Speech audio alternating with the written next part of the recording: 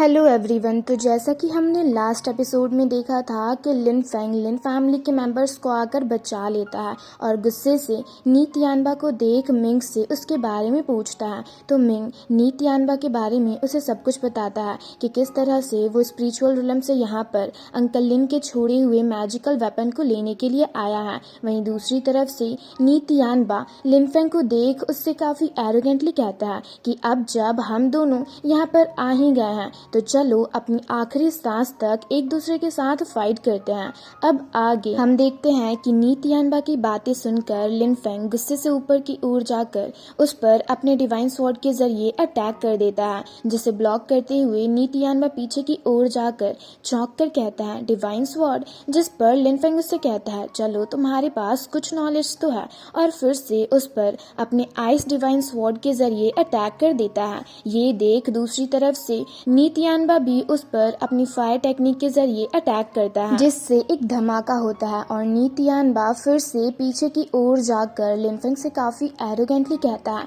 कि अब तो तुम्हारे उस डिवाइन स्वॉर्ड को भी मैं लेकर रहूंगा, और ये कहकर वो अपनी पावर्स को शो करने लगता है। ये देख लिन फेंग भी अपनी थंडर पावर के जरिए उस पर अटैक करने लगता है, पर नी तियानबा उसके अटैक से बचते हुए आगे बढ़ रहा होता है। ये देख लिन फेंग फिर से उस पर अपने ड्रैगन स्केल ब्लेड के जरिए अटैक कर देता है, पर नी तियानबा उसके अटैक से बचकर अपनी पावर्स को शो करके अपने सोल स्पिरिट को समन करता है और फिर से लिन फेंग पर एक बड़े से मैजिकल हैंड के जरिए अटैक कर देता है। ये देख मिंग और लिन फैमिली के ग्रैंड एल्डर लिन फेंग को लेकर परेशान होने लगते हैं और उसका नाम जोर से चिल्लाते हैं। तो वहीं लिन फेंग नी तियानबा को देख उससे कहता है तुम मुझे मारने की कोशिश कर रहे हो, तब तो तुम्हारा मरना पक्का है, और ये कहकर वो उसके अटैक को ब्लॉक करते हुए अपने फायर ड्रैगन को समन करके नी तियानबा के अटैक को ब्लॉक करने के लिए काफी पावरफुली उस पर अटैक कर देता है, जिससे एक बहुत बड़ा ब्लास्ट होता है, जिससे घायल होकर नी तियानबा पीछे की ओर जाकर चौंक कर लिन फेंग से कहता है अच्छा तो तुम्हारे पास फायर ड्रैगन की भी पावर्स मौजूद है। तभी वो सामने देखता है तो लिन फेंग का फायर ड्रैगन काफी तेजी से उसी की ओर उस पर अटैक करने के लिए आ रहा होता है। ये देख नी तियानबा डर कर वहां से भागने की कोशिश करता है, पर लिन फेंग का फायर ड्रैगन उस पर अपनी फायर एनर्जी के जरिए काफी पावरफुली अटैक कर देता है, जिससे वो बचकर भाग नहीं पाता और वहीं पर जलकर राख हो जाता है। ये देख लिन फेंग अपने फायर ड्रैगन को अपने पास रखते हुए कहता है कि मेरे फायर ड्रैगन की एनर्जी तो डीमंस को मारने के लिए भी इनफ है, तो इसके आगे तुम क्या चीज हो। वहीं दूसरी तरफ से ये सब देख लिन फैमिली के एक एल्डर चौंक कर कहते हैं कि तोंग तियान रिलम का 9th लेवल का एक स्ट्रॉन्ग कल्टीवेटर इस तरह की मौत मारा गया, ये तो सच में काफी ही कमाल की बात है। वहीं दूसरी तरफ से ये सब देख मिंग लिन फेंग की तारीफ करते हुए कहता है कि लिन फेंग से मुझे यही उम्मीद थी, जिसे सुनकर लिन फैमिली के सोल्जर्स भी लिन फेंग की जय जयकार करने लगते हैं। तभी लिन फेंग ग्रैंड एल्डर के पास जाता है तो वो उसके डैड लिन शाओतियान का नाम लेते हुए काफी खुश होकर कहते हैं लिन शाओतियान देखो हमारा लिन फेंग कितना बड़ा हो गया है, और साथ ही ये इतना स्ट्रांग हो गया है कि फ्यूचर में काफी सारे अचीवमेंट्स को हासिल करने के बाद ये एक ट्रू गॉड भी बन जाएगा। जिसे सुनकर लिन फेंग भी काफी खुश हो रहा होता है, पर तभी वहाँ पर शाओ यू आता है, जिसे देख लिन फेंग ग्रीट करते हुए कहता है कि ब्रदर शाओ यू आपकी मदद के लिए बहुत बहुत शुक्रिया। जिस पर शाओ यू से कहता है ये तुम क्या मजाक कर रहे हो, थैंक यू तो मुझे तुम्हें कहना चाहिए क्योंकि तुमने ही मेरी जान बचाई है, नहीं तो उस नी तियानबा के हाथों तो मैं कब का मारा गया होता। जिसे सुनकर लिन फेंग उसे घायल देख उस पर अपने स्प्रिंग स्पिरिचुअल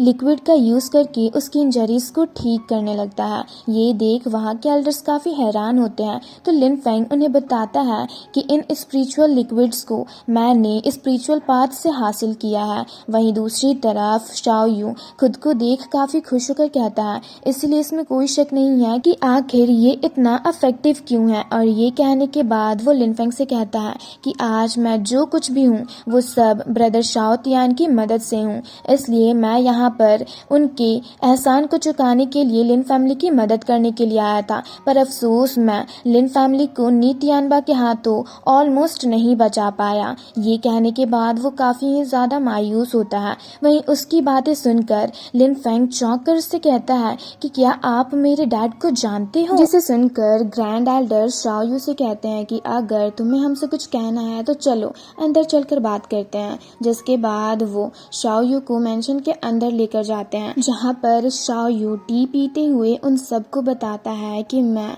और ब्रदर शाओ तियान दोनों ही सेम लाइनेज से बिलोंग करते थे और वो है जिंगयू लाइनेज, और साथ ही उस वक्त हमारी फैमिली कंडीशन भी काफ़ी अच्छी हुआ करती थी। पर तभी अचानक से एक फॉल्स गॉड अपीयर हुआ, जिसे सुनकर शाओ तियान वहाँ पर अपीयर होकर काफ़ी एक्साइटेड होकर शाओयू से पूछता है उसके बाद क्या हुआ, जल्दी बताओ। जिसे सुनकर लिनफेंग उसे मारकर दूर फेंक देता है, जिससे उससे चक्कर आने लगते हैं। तभी शाओयू काफ़ी मायूस होकर उन सबको बताता है कि आज से 18 साल पहले एबीसीज में ब्रदर शाओ तियान पर बहुत सारे डीमन कल्टीवेटर्स ने अटैक कर दिया था, जिससे बचकर ब्रदर शाओ तियान आगे बढ़ जाते हैं। पर तभी अचानक से मेनलैंड में एक बहुत ही पावरफुल डीमन अपीयर होता है, जो कि हमारे कॉन्टिनेंट में आकर हमारे लोगों पर भी अटैक करने लगे थे। जिनसे बचाने के लिए मैंने सबको स्पिरिचुअल रिलम में लेकर जाने का सोचा, पर अचानक से मेरी मुलाकात नीत तियानबा से हो गई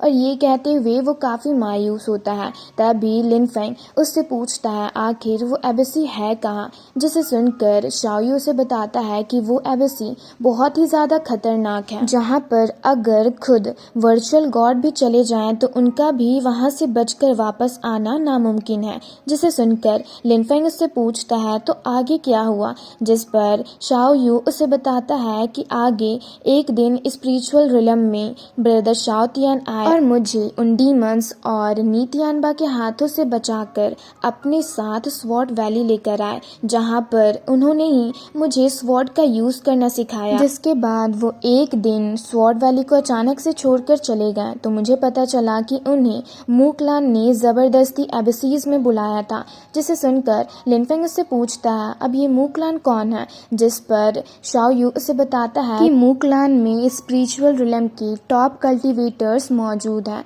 जिन्होंने जबरदस्ती ब्रदर शाओ तियान से उनका मैजिक वेपन ले लिया, जो उन्होंने एबेसीज में अपनी जान खतरे में डालकर हासिल की थी। जिसे सुनकर लिनफेंग को काफी गुस्सा आता है और वो उससे गुस्से से कहता है चाहे ये मूक्लान जो भी हो, पर उन्होंने मेरे डैड को चोट पहुंचाने की कोशिश की है तो उन्हें उसकी कीमत तो चुकानी ही होगी। जिस पर शाओयू लिनफेंग को समझाते हुए कहता है कि उनके पास बहुत ही स्ट्रॉन्ग डीमन कल्टीवेटर्स है, इसलिए हमें उन्हें कम नहीं समझना चाहिए। जिस पर लिनफेंग उससे कहता हाँ मैं समझ गया। तो शाओयू उससे कहता है पर तुम्हें फिक्र करने की कोई ज़रूरत नहीं है, क्योंकि ब्रदर शाओ तियान बहुत बार एबीसी के अंदर जाकर बाहर आ चुके हैं, इसलिए मुझे लगता है वो अब भी जिंदा होंगे। जिसे सुनकर लिनफेंग चौंक कर से पूछता है तो क्या तुमने उन्हें ढूंढने के लिए किसी को भेजा। जिस पर शाओयू काफी मायूस होकर कहता है कि हम में से किसी के पास भी ब्रदर शाओ तियान के जैसे स्ट्रेंथ नहीं है, इसलिए कोई भी एबीसी के अंदर जाने की हिम्मत नहीं करता है।